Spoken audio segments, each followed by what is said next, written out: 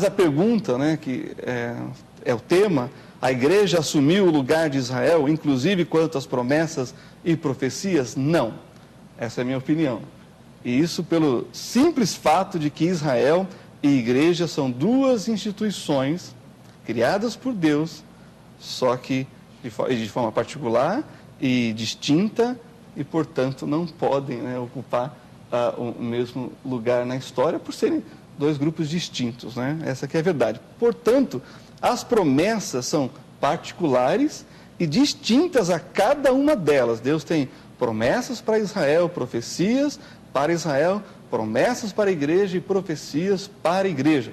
Já já nós vamos definir esses termos, que eu acho que é muito importante. O que é a igreja, o que é Israel, porque o tema o povo de Deus, Deus vai chamar de Ciro de Mashiach, de ungido. A primeira vez que Deus chama alguém de ungido é em Ciro, que não era judeu.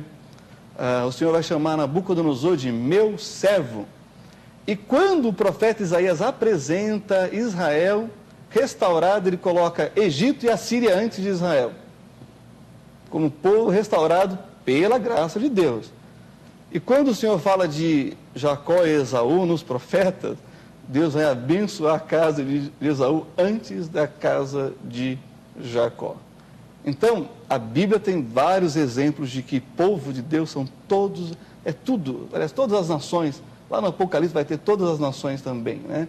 Então, Deus, pela minha leitura bíblica, que todos os povos, nações são de Deus.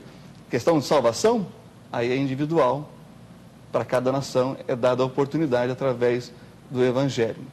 E isso está bem claro para mim, lá em 1 Coríntios, capítulo 10, 32, quando diz assim: portai-vos, falando para a igreja, portai-vos de modo que não deis escândalo, nem aos judeus, um grupo distinto, nem aos gregos, aí uma referência aos gentios, não aos judeus, e nem à igreja de Deus. O que é a igreja de Deus? É a união de judeus e gentios que creem em Jesus como seu único e suficiente Salvador, sem, contudo, perder a sua identidade de povo.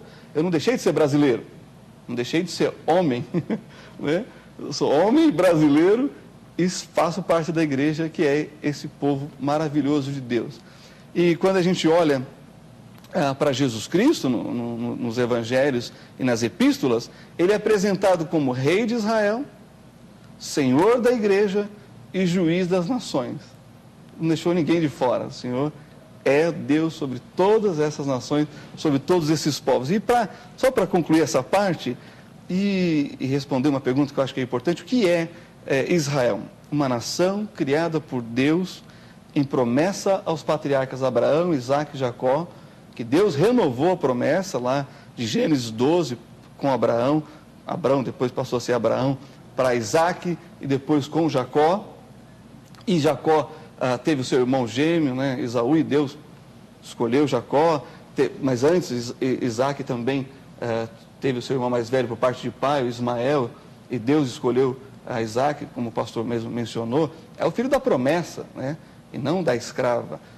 E é interessante, porque tanto Sara quanto Rebeca eram estéreis, mulheres estéreis na Bíblia, para mostrar que a nação de Israel é um milagre de Deus.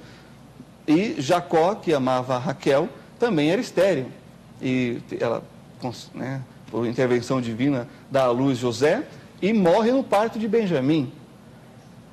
Então, essas promessas passam para os patriarcas e os profetas vão entender isso ao ponto de Jeremias 35, do capítulo 35 a 37, dizer que Israel jamais deixará de ser uma nação. E não é porque eles são bonzinhos e bons, não. São tão pecadores quanto a gente. Quando o pastor falou que Israel transgrediu, pecou, é verdade. Esse pecado está escancarado na Bíblia para ninguém presumir de si mesmo, porque somos tão pecadores quanto eles. E não só isso, apesar dos sinais, prodígios e maravilhas que eles experimentaram, a igreja, que é portadora desses sinais, prodígios e maravilhas, é também a habitação do Espírito Santo. E nós, como igreja, pecamos tanto quanto Israel como nação. E aí a graça de Deus, mais uma vez, entra em ação para Israel e também para os judeus.